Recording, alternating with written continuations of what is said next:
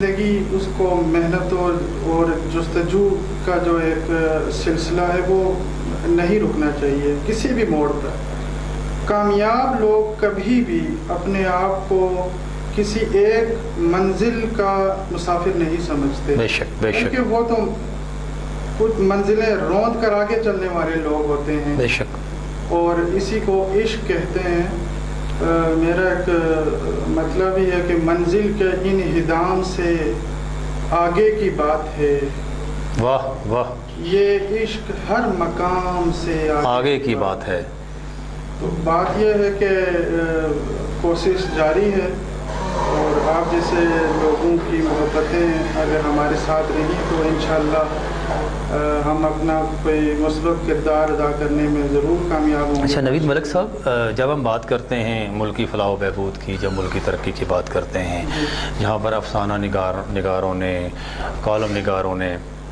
کہانی نگاروں نے بہت کچھ لکھا کیا اور لوگ اس پہ اتفاق کرتے ہیں، شاعری کیا کردار ادا کر سکتی ہے؟ شاعری، نثر اور شاعری میں اگر ہم فرق محسوس کریں، آپ نے بھی دیکھا ہوگا کہ کوئی شخص 1 گھنٹہ وہ گفتگو کرتا ہے، لیکن جب وہ کوئی ایک شعر کوٹ کرتا ہے کسی شاعر کا موضوع کے حوالے سے تو وہ بات جذبات پر اثر انداز ہوتی ہے، وہ شعر جذبات پر اثر انداز ہوتا ہے۔ شاعری جو ہے